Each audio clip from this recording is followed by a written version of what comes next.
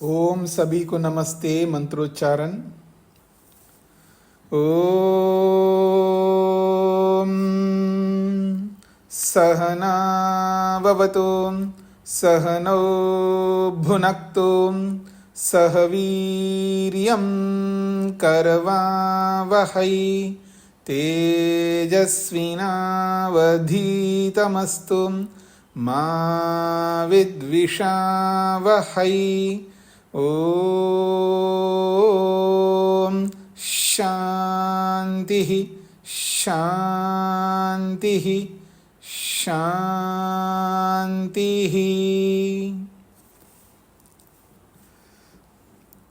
वैशेषिक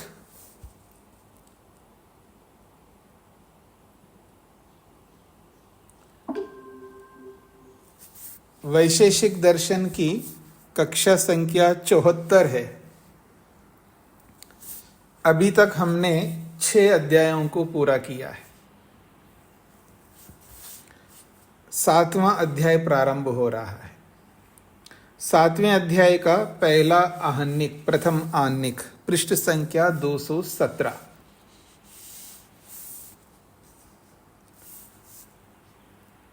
विविधानि समस्तानि भौतिकानि आध्यात्मिकानि च कर्माणि परीक्ष्य इदानीम् अत्र गुणान् परीक्षमाणः पीठं रचयति प्रथमेन सूत्रेण।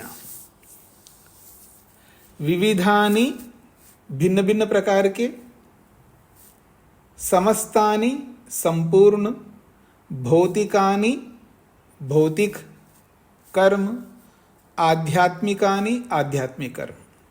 विविध प्रकार के संपूर्ण भौतिक और आध्यात्मिक कर्माणि कर्मों को परीक्षा करके। इदानीम इस समय, अत्र इस 7वें अध्याय में गुणान परीक्षमाण, गुणों की परीक्षा करने की इच्छा से, प्रथमेन सूत्रेण, पहले सूत्र के द्वारा आचार्य कणाद जी पीठम रचयति, भूमिका बनाते हैं। पीठम का अर्थ है भूमिका, रचयति एक क्रियापद है। प्रथम सूत्र के द्वारा भूमिका बनाते हैं। कर्मों के बारे में बता दिया है, भौतिक कर्म कैसे होते हैं और आध्यात्मिक कर्म कैसे होते हैं। सभी भौतिक कर्म, सभी आध्यात्मिक कर्मों को, जो कि विविध प्रकार के, विभिन्न प्रकार के कर्म हैं, उनकी परीक्षा हमने की है। अब गुणों की परीक्षा करने के लिए सूत्रकार इस प्रथम सूत्र के द्वारा भूमिका बनाते हैं। उक्ता गुणाः, उक्ताः गुणाः, जब संधि विच्छेद करेंगे तो विसर्ग आएगा। उक्ताः गुणाः। पूर्वं खलु उक्ता ये गुणा रूपादया ते परीक्ष्यन्ते इति शेषः। पूर्वं खलु उक्ता ये गुणा, पहले गुणों के बारे में जो बात कही गई है, कितने गुण होते हैं पहले कह चुके हैं। तो पहले कह चुके जो गुण हैं वो कौन से गुण है? रूपादया, रूपादि 24 प्रकार के गुण। ते परीक्ष्यन्ते, उनकी परीक्षा अब आगे इस अध्याय में किया जाएगा। इति शेषः, यही इस सूत्र का अर्थ है। मतलब गुणों के परीक्षा करना ही यहां पर शेष बचा हुआ है, उसकी परीक्षा करते हैं। द्रव्यों की परीक्षा हो गई, कर्मों की परीक्षा हो गई, अब शेष बचा गुण है, गुणों की परीक्षा करते हैं, ये इसका तात्पर्य है। अब वो जो गुण हैं, तत्र रूपादिषु गुणेषु, जो रूप रस गंध आदि जो गुण हैं, उन गुणों के बारे में अब यहाँ बताया जा रहा है। पृथिव्यादि रूप रस गंध स्पर्शा द्रव्य अनित्यत्वाद अनित्याश्च। पृथ्वी आदि जो द्रव्य हैं और उन द्रव्यों के जो रूप रस गंध आदि जो गुण हैं वो कैसे हैं, उन गुणों का क्या स्वरूप है, तो कहते हैं द्रव्य अनित्यत्वात्। यदि द्रव्य अनित्य है तो उसके गुण भी अनित्याः, वो अनित्य है। और इससे अर्थापत्ति क्या निकल के आती है, यदि पृथ्वी आदि के जो गुण हैं, यदि द्रव्य अनित्य है तो गुण भी अनित्य है, यदि द्रव्य नित्य है तो उनके गुण भी नित्य है, ये निकल के आएगा।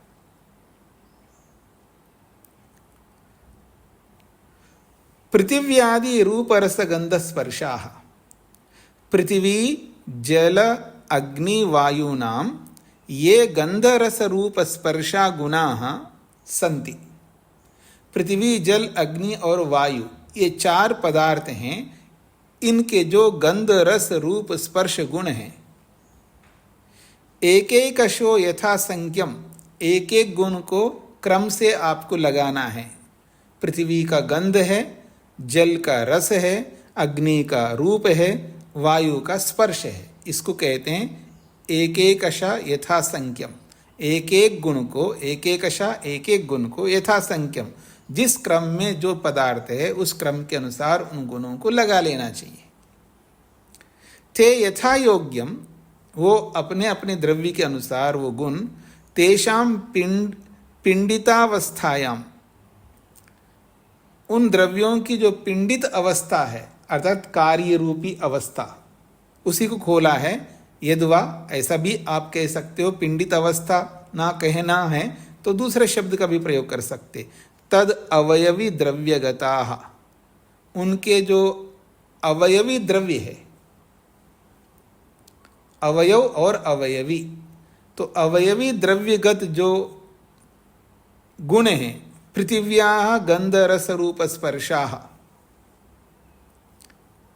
जो अवयवी गत जो गुण हैं, जैसे अवयवी पृथ्वी है तो पृथ्वी के अंदर क्या गुण है, गंध रस रूप स्पर्शाः। पृथ्वी में गंध रस रूप स्पर्श ये गुण है, गंध रस रूप स्पर्श यानी चार गुण। जलस्य, जल के कौन से गुण हैं, रस रूप स्पर्श, रस रूप स्पर्श तीन गुण हैं। अग्नि है, अग्नि के कौन से गुण हैं, रूप स्पर्श, रूप और स्पर्श दो गुण हैं। वायो हो स्पर्श, और वायु का एक गुण है स्पर्श गुण। ते सर्वे द्रव्य अनित्यत्वात् अनित्याः च, ये सब के सब द्रव्य के अनित्य होने से ये गुण भी अनित्य कहलाएंगे। द्रव्यस्य अवयविनो अनित्यत्वात् सन्ति ही अनित्याः, जो द्रव्य रूपी अवयवी है वो अनित्य है। अवयवी द्रव्य हमेशा अनित्य होता है, याद रखना। जिसको भी अवयवी कहेंगे इसका मतलब है वो अनित्य है। अवयवी उसी को कहते हैं ना, अनेक अवयवों को मिलाकर के जो बनी हुई वस्तु है उसको अवयवी कहते हैं। अवयवी का शाब्दिक अर्थ है अवयवों वाला, अवयवी का अर्थ है अवयवों वाला। तो जहां भी अवयवी शब्द आएगा तो समझ लेना वो अनित्य ही होता है। चकार उत्तर सूत्रेण अभिसंपद्यते अथ च इत्यर्थे। सूत्र में अनित्याश्च, अनित्याः, फिर उसके बाद चा भी जोड़ दिया। तो ये जो चकार इस सूत्र में जो जोड़ा है, ये चकार अगले सूत्र को ध्यान में रख करके जोड़ा है। अर्थात ये चकार अगले सूत्र में जाता है और ये अगले सूत्र में जाकर के क्या अर्थ देता है, अथ च इत्यर्थे, अथ इस अर्थ को कहने के लिए। स्पष्ट हो गया जी सूत्र? सूत्र का अभिप्राय सबको समझ में आ गया? आगे बढ़ूं। शैलेंद्र जी को क्या कहना है? स्वामी जी, इसमें आकाश का नाम नहीं लिया। हाँ, तो आप इतना पढ़ चुके हैं, अभी भी आपको स्पष्ट नहीं हुआ? आकाश जो है यहाँ पर उस तरह द्रव्य नहीं है जिस तरह का पृथ्वी जल अग्नि वायु है। यानी पृथ्वी कारण द्रव्य भी होता है और कार्य द्रव्य भी होता है। अर्थात पृथ्वी के परमाणु है और उनसे कार्य द्रव्य बनते हैं, जल के परमाणु है उनका कार्य द्रव्य बनते हैं, लेकिन आकाश के परमाणु है और उसके कार्य द्रव्य होता है, ऐसा नहीं प्रस्तुत किया था वैशेषिक में, इसलिए आकाश को नहीं लेते। ठीक है जी स्वामी। राजगोपाल जी। जी नमस्ते। यहाँ पर जो अंतिम पंक्ति में द्रव्यस्य अवयविनो नित्यत्वात्, ये क्या अर्थ होता है? द्रव्य, वो कौन सा द्रव्य? अवयवी द्रव्य। द्रव्यस्य अवयविनः द्रव्यस्य, तो द्रव्य विशेष्य है और विशेषण अवयवी है, ये अंतर है। तो अवयवी द्रव्य के अनित्य होने से, अवयवी द्रव्य के अनित्य होने से, ऐसा अर्थ निकलेगा। जी शकुंतला जी। नमस्ते स्वामी जी। जी यहाँ ये जो भूमिका में बताया है जी कि 2 प्रकार के कर्म बताए हैं, भौतिक और आध्यात्मिक, जी, तो उसकी जरा स्पष्टता करेंगे। तो अभी पढ़ के आए ना आप छठे अध्याय में, पहले अध्याय में भौतिक पदार्थों के कर्म बताए थे, और हाँ, वो पहले है। और दूसरे आहनिक में जो है आत्मा के कर्मों के बारे में चर्चा की, वही है। अच्छा हाँ ठीक है, धन्यवाद। जी जी जी हाँ जी, आगे बढ़ रहा हूं जी मैं। सूत्र संख्या तीसरा सूत्र है। हाँ जी, अभी जो मैंने दूसरे सूत्र में बात कही थी उसी को यहाँ पर दोहराया जा रहा है तीसरे सूत्र में। वहाँ अर्थापत्ति बताई थी, द्रव्य के अनित्य होने से उसके गुण भी अनित्य होते हैं। अर्थापत्ति से क्या निकलेगा? द्रव्य के नित्य होने से उसके गुण भी नित्य होंगे। उसी बात को तीसरे सूत्र में स्पष्ट किया जा रहा है।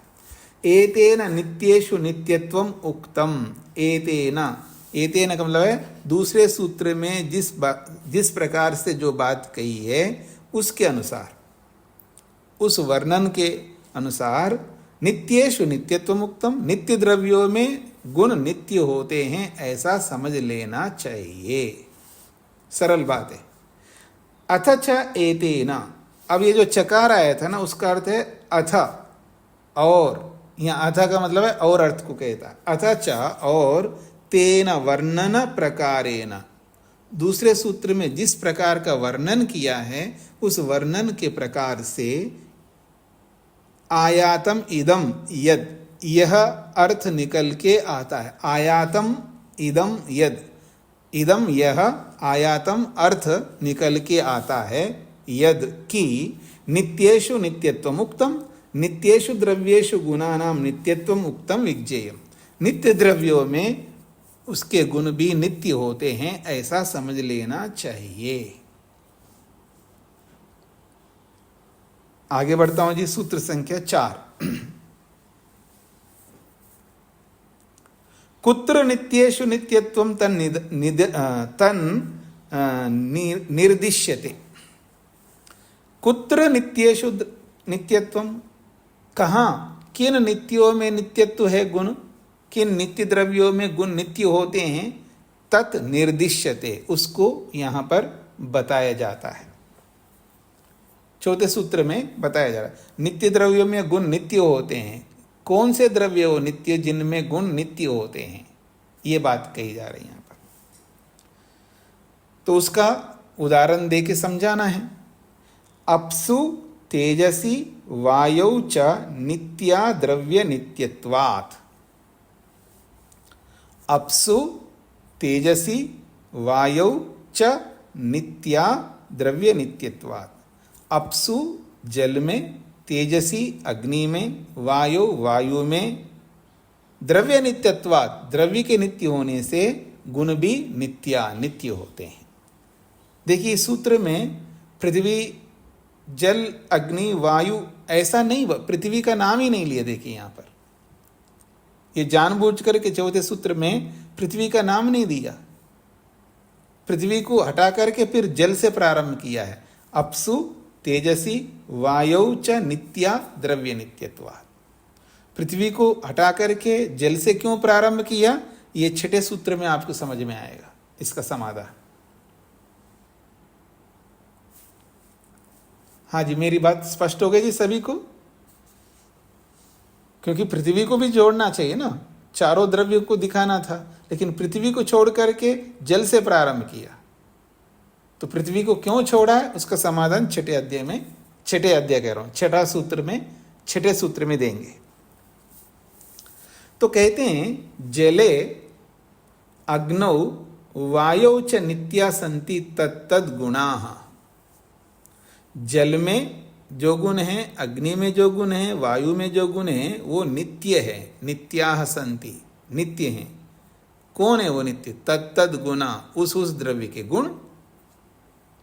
क्यों नित्य है? द्रव्य नित्यत्वात्, द्रव्यस्य नित्यत्वात्। द्रव्य के नित्य होने से, जब द्रव्य नित्य है तो उसके गुण भी नित्य होंगे। तस्मात्, इसलिए हम कहना चाहते हैं नित्यासु अप्सु नित्ये अग्नौ नित्ये वायौ नित्यौ गुणः। नित्य जल में, नित्य अग्नि में, नित्य वायु में गुण नित्य होते हैं। द्रव्यस्य नित्यत्व अनित्यत्याभ्याम भेदद्वयम्, क्योंकि द्रव्य दो प्रकार के होते हैं। द्रव्यस्य, द्रव्य के नित्यत्व अनित्याभ्याम, द्रव्य के नित्य और अनित्य दो प्रकार के भेदाद्वयम, दो भेद होने के कारण से ऐसा नियम बनता है।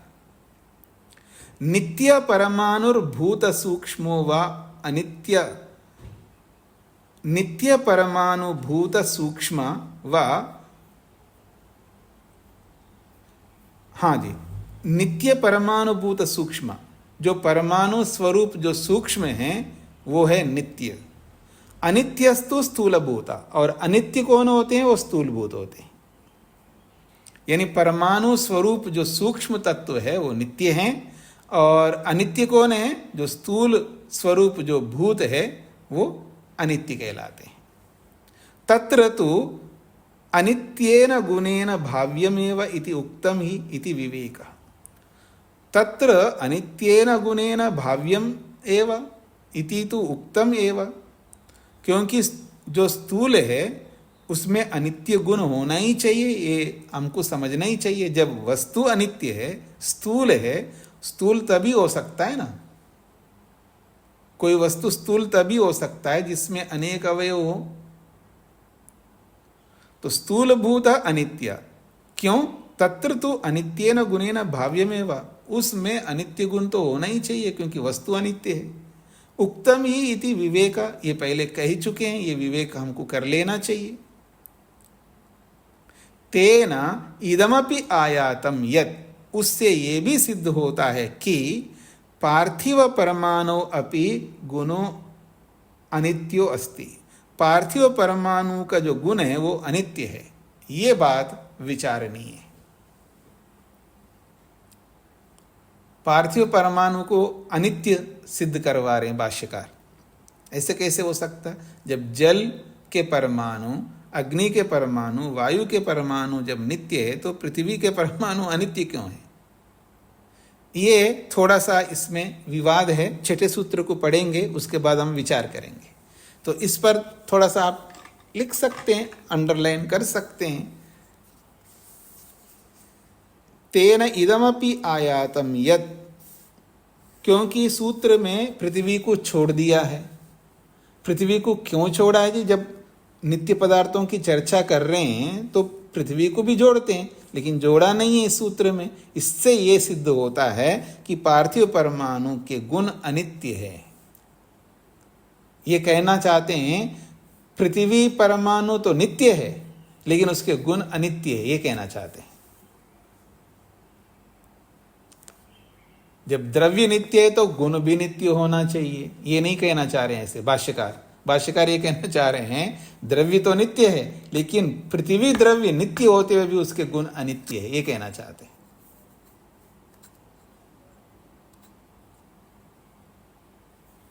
क्यों ऐसा कहना चाहते हैं वो छठा सूत्र पढ़ेंगे तब आपके सामने चर्चा होगी। यहां स्पष्ट हो गया जी? ये जो 14 सूत्र समझ में आ गए ना सबको? राजगोपाल जी। जी आचार्य जी। जी द्रव्य नित्य है, यहाँ कहा गया है? द्रव्य तो नित्य है ना। जब जी। जल अग्नि वायु के परमाणु नित्य तो बोला ही था पीछे। जब बोला है तो द्रव्य तो नित्य है लेकिन उसके गुण अनित्य है, ये कहना चाहते हैं, भाष्यकार कहना चाहते हैं। जी हजूर जी। हाँ, जो तीसरी पंक्ति में नित्य परमाणु भूत सूक्ष्म व अनित्यस्तु स्थूल भूत, जी ये समझ में नहीं है। ये कहना चाह रहे हैं नित्य कौन होता है और अनित्य कौन होता है, उसको समझा रहे हैं यहाँ पर। ये कह रहे हैं नित्य कौन है, तो क्या परमाणु भूत सूक्ष्म, जो परमाणु के स्वरूप में जो सूक्ष्म तत्व है वो नित्य है। और अनित्यस्तु, अनित्य क्या होता है, स्थूल भूत, जो स्थूल होकर के आता है, स्थूल स्वरूप में जो वस्तु आती है वो अनित्य होता है।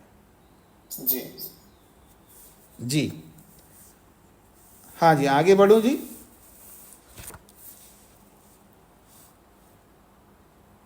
पांचवा सूत्र, अनित्येषु अनित्या द्रव्य अनित्यत्वात्। अनित्येषु अनित्या, अनित्य द्रव्यों में गुण अनित्य होते हैं। क्यों? द्रव्य अनित्यत्वात्, द्रव्य के अनित्य होने से। वो एक प्रकार से स्पष्टीकरण है, एक प्रकार से स्पष्टीकरण है। यद्यपि दूसरे सूत्र में बात कही गई है, लेकिन यहां पर नित्य द्रव्य को बोल करके फिर ये कहना चाहते हैं कि अनित्येषु अनित्य द्रव्य अनित्यत्वात्। अनित्येषु द्रव्येषु स्थूलेषु यद्वा अवयवीषु द्रव्येषु गुणा अनित्या सन्ति द्रव्यस्य अनित्यत्वात्। अनित्येषु द्रव्येषु, अनित्य द्रव्यों में, अर्थात स्थूले स्थूलेषु, वो अनित्य कौन है, वो स्थूल द्रव्य होते हैं। फिर और खोल के समझा रहे हैं, यद्वा यूं भी कह सकते अवयवीषु द्रव्येषु, जो अवयवी द्रव्य हैं। अनित्य द्रव्य बोलो, स्थूल द्रव्य बोलो और अवयवी द्रव्य बोलो, एक ही बात है, पर शब्द अलग अलग है। अनित्य द्रव्य कह सकते हो, स्थूल द्रव्य कह सकते हो और अवयवी द्रव्य कह सकते हो। अवयवी को याद रखना जी, अवयव और अवयवी, अवयवों से बना हुआ जो पदार्थ है उसको अवयवी कहते हैं। अवयवी अवयवों वाला। तो ऐसे द्रव्य के जो गुण हैं वो अनित्य संति, वो अनित्य होते हैं। क्यों? द्रव्यस्य अनित्यत्वात्, द्रव्य के अनित्य होने से। द्रव्यस्य नाशेन सह नश्यमानत्वात् आश्रय नाशात्, द्रव्य के नाश हो जाने से उसके गुण भी नष्ट हो जाते हैं। क्योंकि आश्रय के नाश होने से आश्रयी का भी नाश हो जाएगा। जब आश्रयी नहीं रहा तो आश्रयी कहां से रहेगा? ये आप समझ रहे ना, आश्रय और आश्रयी, जैसे अवयव और अवयवी, गुण और गुणी। तो गुणी आधार है, आश्रय है, और जो गुण है वो आश्रित है, तो उसको आश्रयी कहेंगे, आश्रित कहेंगे, ऐसा कह सकते हो। तो आश्रय नाशात, आश्रय देने वाले नष्ट होने से जो आश्रयी है वो भी नष्ट हो जाएगा। रूपादय गुणास्तु द्रव्यस्य अनित्यत्वाद अनित्य संति इति तु गतमेव। रूपादयो गुणा, ये रूप रस गंध आदि जो गुण बताए हैं, द्रव्यस्य अनित्यत्वात्, द्रव्य के अनित्य होने से अनित्य संति इति तु गतमेव, ये अनित्य होते हैं, ये तो आप पहले बता ही चुके हैं। कहाँ बता चुके हैं? पृथिव्यादि रूप रस गंध स्पर्शा द्रव्यस्य अनित्यत्वाद अनित्याश्च, इस सूत्र में। अब यहां ये बात कही जा रही, जो बात कह चुके हैं उसको दोबारा क्यों बोला जा रहा है? दूसरे सूत्र में बात तो कह ही चुके हैं, फिर पांचवें सूत्र के रूप में दोबारा क्यों कहा जा रहा है? तो उसका समाधान कर रहे हैं। अस्मिन् द्वितीय सूत्रे पुनरारंभ, द्वितीय सूत्रे, दूसरा सूत्र के होने पर, अर्थात दूसरे सूत्र में बताने के बाद भी पुनरारंभ, फिर इस पांचवें सूत्र में फिर वही बात क्यों बताई जा रही है? तो कहते हैं विशेष अर्थ द्योतनाय, विशेष अर्थ को बताने के लिए, विशेष अर्थ द्योतना है, विशेष अर्थ को बताने के लिए यहां पर दोबारा बताया जा रहा है। कही हुई बात को दोबारा जब कहा जाता है तो उसका अगर कोई प्रयोजन ना हो, बिना प्रयोजन के बोला जाए तो उसको पुनरुक्त दोष कहते हैं। ये आपने न्याय दर्शन में पढ़ा है। लेकिन कही हुई बात को दोबारा यदि कहा जा रहा है और उस दोबारा कहने के पीछे कोई विशेष बात होती है तो उसको पुनरुक्त दोष नहीं कहते। अजीत जी, नहीं एक बार हाथ ऐसे रखिएगा ना, हाथ ऐसे रखिएगा, रखिए मैं एक उदाहरण दे रहा हूं, उसके बिना नहीं समझ में आएगा। अजीत जी हाथ निकालिए, अजीत जी हाथ निकालिए, 2 बार बोला, उन्होंने निकाला नहीं है। अजीत जी हाथ निकालिए, अरे कितने बार बोलूंगा। कही हुई बात को दोबारा बोलने का विशेष प्रयोजन है, विशेष अर्थ को द्योतन करना है मेरे को, उनको विशेष रूप से इंगित करना है। आप बात नहीं मान रहे हो, मानो। तो कही हुई बात को बार बार जब बोला जाता है तो वहां कोई प्रयोजन होना चाहिए। किसी को बोला आप जाओ, जाने लग रहा है, जाओ जाओ जाओ जाओ जाओ जाओ जाओ जाओ जाओ, ऐसा बोलने की जरूरत नहीं है। लेकिन वह आदमी जा ही नहीं रहा है, बोलने के बाद भी नहीं जा रहा है, 2 बार बोल चुके हैं फिर भी नहीं जा रहा, तब बोलते जाओ जाओ जाओ जाओ, जल्दी जाओ ना। यह विशेष प्रयोजन है। तो ऐसे ही किसी बात को दोबारा, कही हुई बात को दोबारा बोले तो अगर कोई प्रयोजन नहीं है, बिना प्रयोजन के बोलोगे तो उसको पुनरुक्त दोष कहते हैं, उसको अनुचित माना जाता है। लेकिन अगर कोई प्रयोजन है तो फिर उसको अनुचित नहीं माना जाएगा। तो ये कहना चाह रहे हैं विशेष अर्थ द्योतना है, विशेष अर्थ को बताने के लिए यहां पर दोबारा ये बात कही जा रही है। सच वो क्या है विशेष, ये रूपादिभ्यो अन्य गुना संति। क्या विशेष बताना चाह रहे हो, समझा रहे हैं। सच वो जो विशेष अर्थ है, ये रूपादिभ्यो अन्य गुना संति, जो रूपादि गुणों से जो भिन्न गुण हैं, रूप रस गंध स्पर्श, ये जो गुण हैं, इनसे जो भिन्न गुण हैं, क्या है वो, परिमाणादय, परिमाण आदि 24 गुणों में से परिमाण, पृथकत्व, ऐसे बहुत सारे गुण हैं ना। परिमाणादय ते खलु आश्रय नश्यात्, ते खलु आश्रय नाशात् नश्यन्ति। और वो जो परिमाण आदि गुण हैं वो आश्रय के नष्ट हो जाने से नष्ट हो जाते हैं। ते अनित्य द्रव्येषु वर्तमाना संतो अनित्या विज्ञेया। तो कहते हैं ते अनित्य द्रव्येषु वर्तमाना, वो अनित्य द्रव्यों में विद्यमान रहते हुए जो गुण हैं वो अनित्या विज्ञेया, वो अनित्य माना जाएगा। उसका जो परिमाण है, उसका जो पृथकत्व है, ये जो गुण हैं वो अनित्य द्रव्य के नष्ट हो जाने से वो भी नष्ट हो जाते हैं।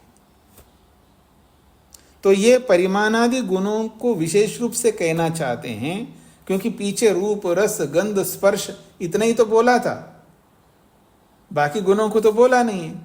तो बाकी गुणों को भी बताना चाहते हैं। कभी कोई ना समझे, जितना गुण बताए उतने बारे में ना समझे, बाकी गुणों को बारे में भी समझना चाहिए। तो ये विशेष अर्थ आ गए ना यहाँ पर। तो इस विशेष अर्थ को बताने के लिए कही हुई बात को कही जा रही है, इसको अर्थवाद कहते हैं। ते अनित्य द्रव्येषु वर्तमान, वो अनित्य द्रव्यों में रहते हुए भी अनित्य विज्ञेय, उनको भी अनित्य ही समझ लेना चाहिए। कभी कोई उनको नित्य ना समझ बैठे। ठीक हो गए जी, 5वां सूत्र स्पष्ट हो गया। राजगोपाल जी। जी आचार्य जी, यहाँ पर कुछ छूट गए है क्या? पुनरारंभो लिखी गई है। हाँ जी, पुनरारंभो एक शब्द लिखी गई है, ये ठीक है? पुनरारंभ, अच्छा पुनः आरंभ, अच्छा अच्छा पुनरारंभो, अच्छा एक रेफ छूट गया है, पुनरारंभ ऐसा होना चाहिए। ठीक है।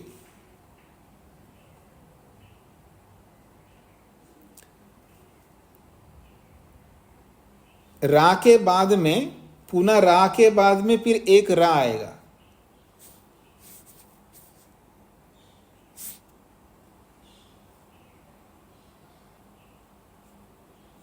तो पुनरारंभ ऐसा है, तो एक रेप छूट गया।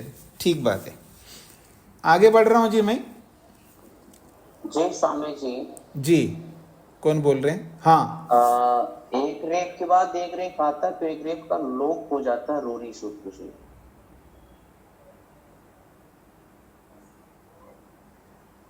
वो अलग प्रसंग है, ये अलग प्रसंग है, वो प्रसंग ही नहीं यहाँ पर।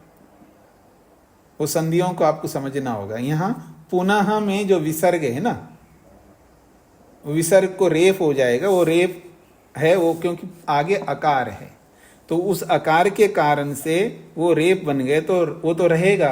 और आरंभ में जो हो रा तो पहले से ही है, आकार के बाद। ठीक है स्वामी जी। वो आकार के, वो अलग प्रसंग है, ये अलग प्रसंग है। जी जी, तो आगे बढ़ता हूं जी मैं। सूत्र संख्या 6 है और उसकी भूमिका है, भूमिका थोड़ी लंबी बनाई उन्होंने। यथा ही जल अग्नि वायवो द्रव्यानि नित्यानि अनित्यानि च तेषां सूक्ष्म स्थूलत्वाभ्याम भेदाभ्याम। यथा ही जैसे कि जल अग्नि वायवो द्रव्यानि, जल अग्नि वायु ये 3 द्रव्य बताए यहाँ पर। जल अग्नि वायवो द्रव्यानि नित्यानि अनित्यानि च। जल अग्नि वायु ये 3 द्रव्य नित्य भी होते हैं और अनित्य भी होते हैं। तेषां सूक्ष्मत्व स्थूलत्वाभ्याम भेदाभ्याम, उनके सूक्ष्म और स्थूल ये 2 भेदों के कारण से ये नित्य अनित्य के रूप में होते हैं। तेषु नित्येषु रूपादयो गुणा नित्या सन्ति। तेषु उन नित्य द्रव्यों में, जल अग्नि वायु इन नित्य द्रव्यों में जो रूपादि गुण हैं ये भी नित्य हैं। तथा पृथ्वी द्रव्यमपि तो नित्यम च अनित्यम च। अब ये क्यों बोल रहे हो? पृथ्वी द्रव्य भी तो नित्य अनित्य दोनों होता है। कह रहे हैं तथा उसी प्रकार से जैसे जल अग्नि वायु है वो नित्य अनित्य दोनों होते हैं, तो तथा वैसे ही पृथ्वी द्रव्यमपि, पृथ्वी द्रव्य भी तो नित्य भी होता है और अनित्य भी होता है। क्यों? तस्या सूक्ष्मत्व स्थूलत्वाभ्याम भेदाभ्याम, उसमें भी सूक्ष्मता और स्थूलता ये 2 भेद होने के कारण से नित्य अनित्य दोनों होते हैं। तत्रापि नित्यायाम पृथिव्याम रूपादय गुना कथम न नित्या। जब पृथ्वी भी स्थूल और सूक्ष्म दोनों प्रकार का है, नित्य और अनित्य 2 प्रकार का है, जब वो नित्य अनित्य होते हुए भी नित्य के गुण नित्य भी होते हैं, जल अग्नि वायु नित्य भी होते हैं अनित्य भी होते हैं, और नित्यों के गुण उनके नित्य होते हैं, तो पृथ्वी के नित्य होने पर उसके गुण भी नित्य होना चाहिए। वो क्यों नहीं हो सकते? उसको क्यों नहीं कहा? यह प्रश्न है। तत्रापि नित्यायाम पृथिव्याम रूपादयो गुणा, उस नित्य पृथ्वी के रूपादि गुण कथम न नित्या, वो क्यों नहीं नित्य है? उनको क्यों नहीं बताया आपने? कथम तत्र गुण नित्यत्व प्रसंगे पृथ्वी वर्जिता। जो गुणों के नित्यत्व का प्रसंग आपने चलाया है 4था सूत्र, उस सूत्र में पृथ्वी को क्यों छोड़ दिया आपने? यह प्रश्नकर्ता का प्रश्न है। इति आकांक्षायाम उच्यते, इसी आकांक्षा को ध्यान में रख करके 6ठा सूत्र प्रस्तुत किया जा रहा है। प्रश्न समझ में आ गए जी सभी को? जल अग्नि वायु द्रव्य नित्य भी होते हैं अनित्य भी होते हैं, क्योंकि उनमें सूक्ष्मता और स्थूलता 2 भेद हैं। तो जब 2 भेद हैं तो नित्य जल अग्नि वायु के रूपादि गुण भी नित्य होते हैं और अनित्य जल अग्नि वायु के गुण अनित्य होते हैं। तो क्या पृथ्वी नित्य अनित्य नहीं होता है? तो उत्तर आएगा कि हाँ, पृथ्वी भी नित्य अनित्य दोनों होता है। जब पृथ्वी नित्य अनित्य दोनों होता है तो नित्य पृथ्वी के गुण नित्य होना चाहिए। यदि नित्य हैं तो आपको बताना चाहिए, आपने क्यों नहीं बताया? उसको क्यों छोड़ दिया आपने? 4थे सूत्र में उसको भी बताना चाहिए ना, फिर भी नहीं बताया आपने, क्यों नहीं बताया? इसी का समाधान इस छठे सूत्र में दिया जाता है। ऐसी भूमिका इन्होंने बनाई भाष्यकार ने। स्पष्ट हो गया जी?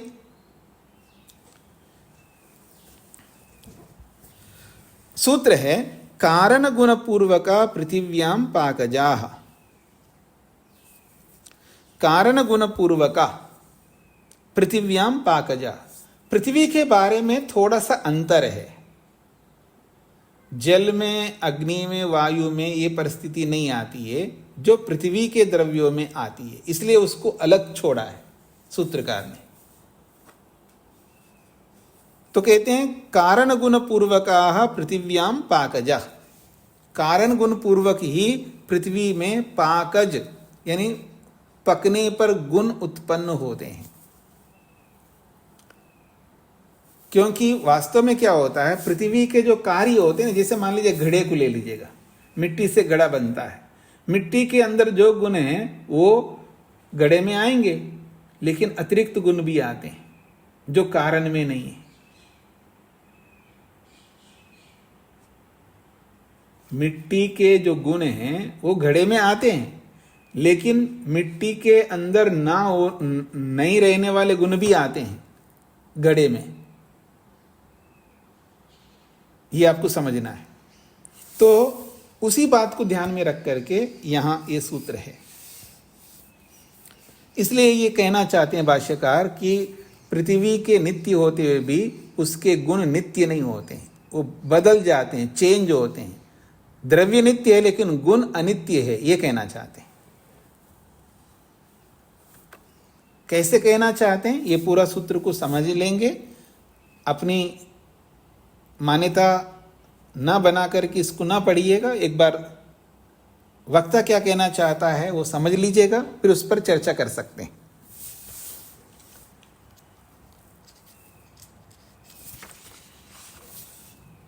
कारण गुण पूर्वक पृथिव्याम पाकजाः। पृथ्वी तो अन्यत्र अप तेजो वायुषु नित्येषु तु रूपादयो गुणा नित्या भवन्ति।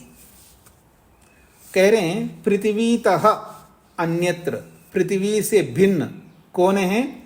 अप तेजो वायुषु, जल, अग्नि और वायु, इन तीनों में, क्योंकि ये तीनों नित्येषु नित्य है। पृथ्वी से अतिरिक्त इन तीन नित्य पदार्थों में रूपादयो गुणा, उनके रूप आदि जो गुण हैं वो नित्या भवन्ति, वो नित्य ही होते हैं।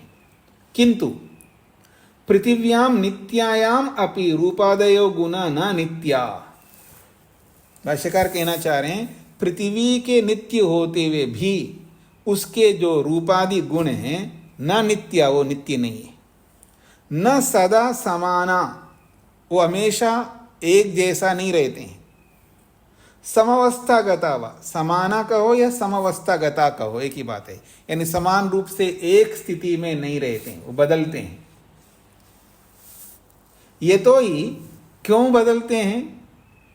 तो कह रहे हैं ये तो ही क्योंकि अग्नि संयोगात परिवर्तनते, अग्नि के संयोग के कारण से उस नित्य पृथ्वी के जो गुण हैं वो परिवर्तनते, बदलते हैं।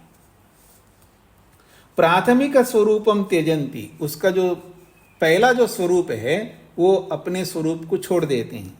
भिन्नम स्वरूपम उपयंती, भिन्न स्वरूप को प्राप्त होते हैं।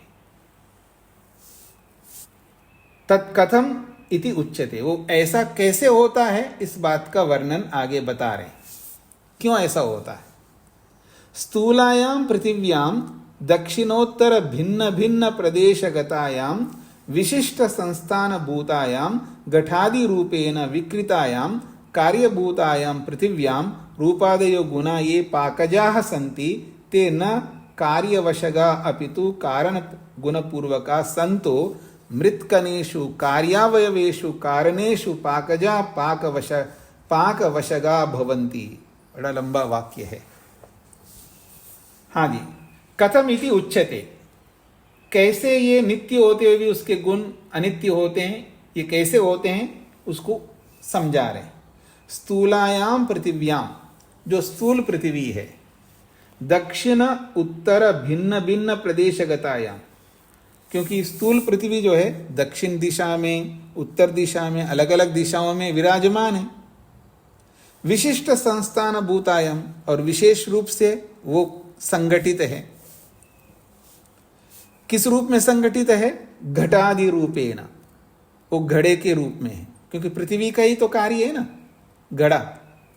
तो घटादि रूपेण, तो घड़ा के रूप में आप देखो, घड़े को देखो, दक्षिण भाग अलग है, उत्तर भाग अलग है, ऊपर का भाग अलग है, नीचे का भाग अलग है।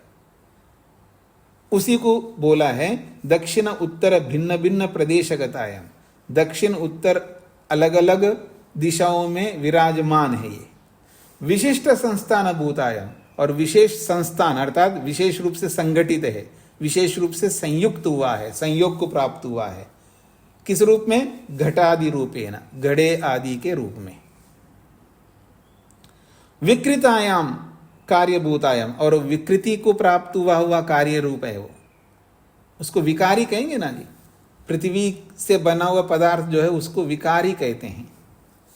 तो विकृति को प्राप्त हुआ है अर्थात कार्य स्वरूप को प्राप्त हुआ है। ऐसे कार्य स्वरूप को प्राप्त हुए पृथिव्याम, पृथ्वी के रूपादय गुणा, ये जो रूपादि गुण आए हैं उसमें घड़े के अंदर, ये पाकजाह संति, जो कि पाकज गुण कहलाते हैं। अर्थात घड़े के पक जाने पर आए हुए गुणों को पाकज गुण कहते हैं। पकने से उत्पन्न गुणों को पाकज कहेंगे। पककर के जो गुण आते हैं सामने, वो गुण है, उसको पाकज गुण कहते हैं। पाकजा संति, वो पाकज गुण कहलाते हैं। तेना कार्य वशगा, वो कार्य के कारण से नहीं आए, अपितु तो कारण गुण पूर्वक, वो कारण के गुणों के अनुसार आए हैं। तो कारण गुण पूर्वका संता, कारण गुण पूर्वक होते हुए भी, मृत कणेषु, मिट्टी के कणों में, कार्य अवयवेशु, उसी को खोला है, मिट्टी के कणों को स्पष्ट कर रहे हैं, कार्य अवयवेशु, कार्य के अवयवों में, अर्थात कारणेषु, कारणों में, पाकजा, पाक अवशगा भवंती, पाक के कारण से अर्थात पकने के कारण से आते हैं। अब यहां आपको समझना है, ये जो घड़े को आम में जो पकाते हैं ना, आम कहते हैं, आम ही तो कहते होंगे ना, आम, तो घड़े को पकाते हैं।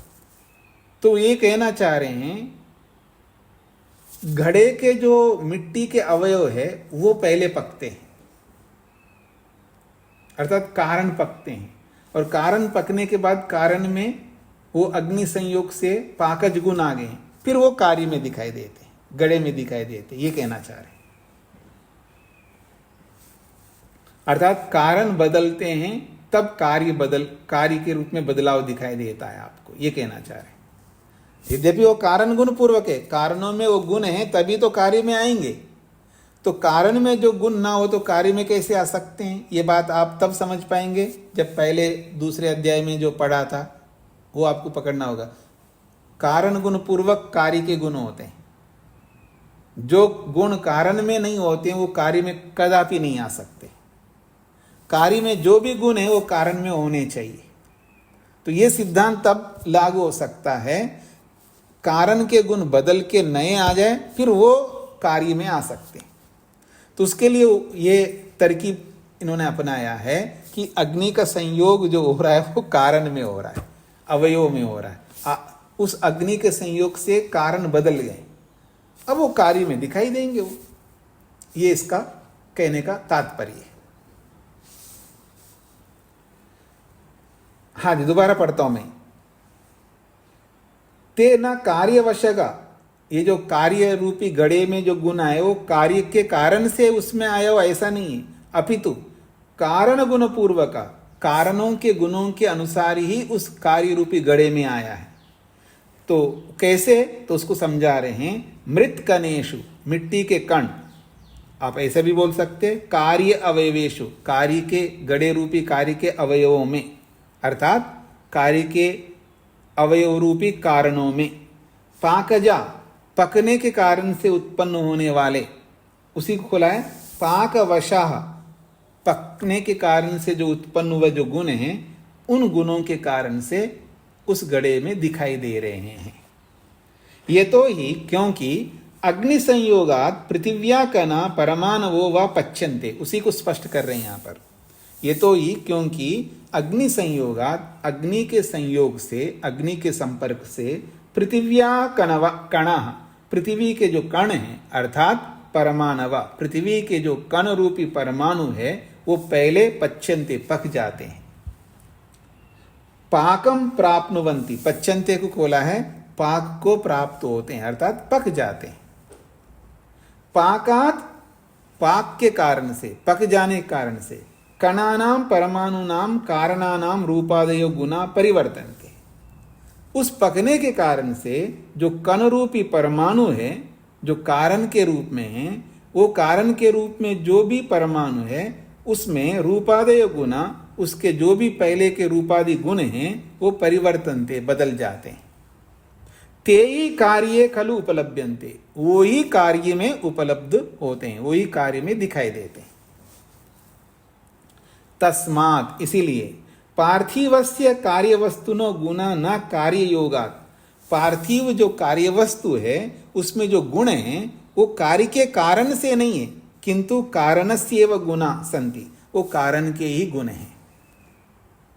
कारण गुण पूर्वकत्वात्, क्योंकि कारणों में जैसे गुण होते हैं वही कार्य में आते हैं, इस कारण से। पूर्वम कारणेषु ते प्रकटी भवन्ति, पहले कारणों में वो प्रकट होते हैं वो गुण अग्नि के संयोग से। पश्चात कार्य लक्ष्यन्ते, बाद में कार्य में हमें दिखाई देते हैं। अतएव नित्यायाम अपि पृथिव्याम रूपादयो गुणा न नित्या, पृथ्वी के नित्य होते हुए भी उसके रूपादि जो गुण है वो नित्य नहीं है। जलादि नाम तो रूपादयो गुणा पाकेन न परिवर्तन्ते, समस्या ये है कि जल के जो गुण हैं वो पकने के कारण से वो बदलते नहीं है, और बदले हुए न दृश्यन्ते, न दिखाई देते हैं। पूर्ववदेव, वो पहले जैसे ही रहते हैं, परंतु मिट्टी में ऐसा नहीं होता है। तत्र पाकज गुणानाम रूपादीनाम समवायी कारणम, पूरी बात कह करके अब जो तीन कारणों को प्रस्तुत कर रहे हैं वो बता रहे हैं। तत्र पाकज गुणानाम रूपादीनाम समवायी कारणम पृथ्वी परमाणव, जो पाकज गुण उत्पन्न हुए, पकने के कारण से जो नए गुण उत्पन्न हुए हैं, उन नए गुणों का समवायी कारण कौन है? तो कहा पृथ्वी परमाणव, पृथ्वी के परमाणु हैं।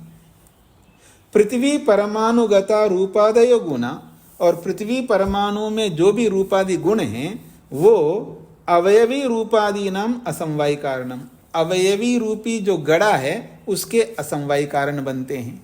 गड़े में जो रूप आया है उस रूप का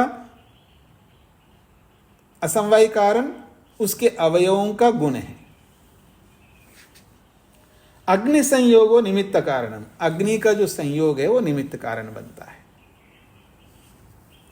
हाँ जी, राजगोपाल जी। जी आचार्य जी, यहाँ पर अग्नि का संयोग होने से क्या परिवर्तन होता है? नहीं दिखता है आपको? जो गढ़ा जो है, जब कुमार बनाता है, कच्चा गढ़ा होता है, उसका जितने भी गुण, उसका स्पर्श गुण है, उसका रूप गुण है, उसके बहुत सारे गुण जैसे होते हैं, पकने के बाद बिल्कुल गढ़ा बदल जाता है, कठोर होता है, उसका कलर बदल जाता है, उसका स्पर्श बदल जाता है, सब बदल जाते हैं। नहीं समझ में आया? जल में भी होता है? जल में नहीं होता है, जल वैसा ही रहता है। जल का जो स्वरूप होता है, हाँ जी, ठंडा, जल ठंडा होने से बर्फ हो जाता है? नहीं, बर्फ होने का अलग चीज है। जल का जो गुण है ना, रस गुण है, वो वैसा रहता है। जल का जो रूप गुण है वो वैसा रहता है, रूप गुण नहीं बदलता है, उसका रस गुण नहीं बदलता है। तभी तो बता रहे हैं यहाँ पर दिखना, जो दिखाई देता है ना आपको, वो बदलाव दिखाई दे रहा है। ठीक है, वो तरल था और ये कठोर था, बाकी उसके जो विशेष गुण है ना, रस गुण, वो कोई नहीं बदलता। वो जान पाते हैं क्या सहजता से? हाँ जी, वो शास्त्र से हम जान पाएंगे कि क्या बदलता है क्या बदलता नहीं है। दिखाई दे रहे हैं ना, उसी से पता लग रहा है आपको। जो दिखाई दे रहा है ना, उसी से पता लग रहा है ना। आकार तो है, रूप तो होता है, मिट्टी का भी है, घड़ा का भी है।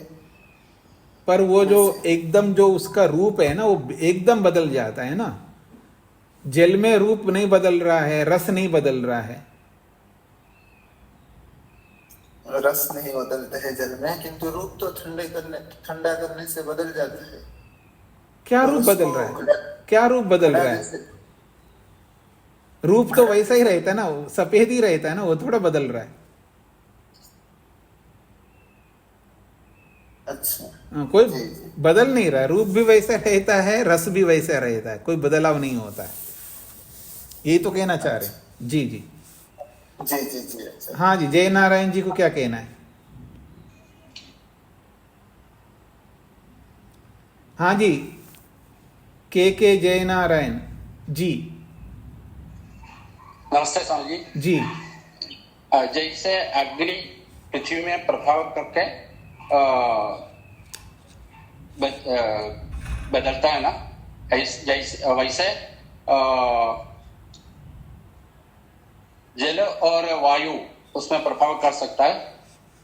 नहीं, वो तो है। जल में भी अग्नि प्रविष्ट होता है, लेकिन वो गर्म दिखता है, वो अलग चीज है। क्योंकि वो उसके अंदर अग्नि विद्यमान है, इसलिए वो गर्म लगता है। पानी गर्म नहीं होता है, उसके अंदर अग्नि रहता है, इसलिए वो गर्म लगता है। पर वहां पर अग्नि नहीं रहती है घड़े के अंदर, वो हट गया। जब आम में से निकालते तब तो गर्म होता है, ठंडा होने के बाद में वो गर्म नहीं रहता। लेकिन उस अग्नि का गुण उसके अंदर आ गया, अलग गुण। पर पानी में ऐसा नहीं होता है, वायु में भी ऐसा नहीं होता है। इसलिए ये बदलते नहीं है, वो पहले जैसे ही रहते हैं। यही तो प्रतिपादन कर रहे हैं। लेकिन पृथ्वी में ऐसा नहीं होता है, ये कहना चाह रहे हैं। वो ठीक है। और मैं पृथ्वी में जल का प्रभाव और वायु का प्रभाव हो सकता है, इसलिए मैं पूछा था। हाँ, वो होगा ना। प्रभाव तो होता ही है, वायु में भी होता है, जल में भी होता है। कागज गुण में निमित्त कारण हो सकता है वायु की। हाँ जी हाँ जी हाँ जी, बिल्कुल हो सकता है। जी जी हाँ जी, तेज नारायण जी।